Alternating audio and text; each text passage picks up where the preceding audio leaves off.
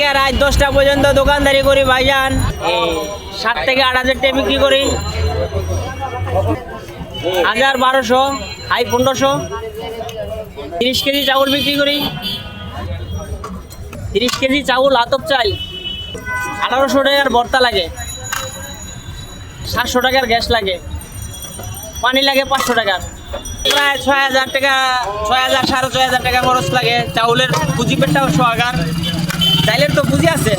বউ বেটি 2 জন মিলে দোকানদারি করি সারাদিন যাবৎ।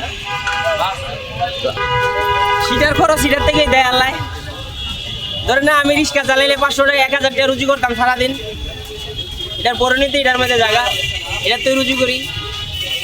ভোটটা দাও, ভোটটা দাও, ভালো আছি।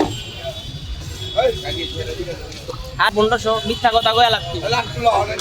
সকাল 7টা থেকে রাত্র 11টা পর্যন্ত দোকানদারি করা লাগে, রাত্র 11টা পর্যন্ত 17 ঘন্টা। 1,500 টাকা হাই যথেষ্ট, আলহামদুলিল্লাহ। 1,500 টাকা কি মনে করলেন আর লাগে? 1,500 টাকা ইনকাম হইলে তো আর লাগে না। টাকা নেয় না, পুলিশ মনে ভালো আছে দেশের, অগর লাগে অনেক কোনো টাকা পয়সা নেয় না। আর অনেক তো সবাই নেতা নাই দেশে, সবাই নেতা।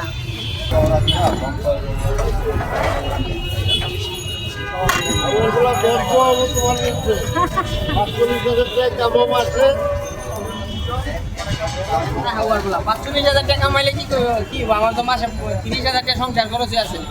বাধ্যতা হওয়ার বলা নোয়াখালী দেশের বাজার তো হস্তা, টাকা থাকতো তো বুঝতে লইলে কয়দিনে বছর যায়।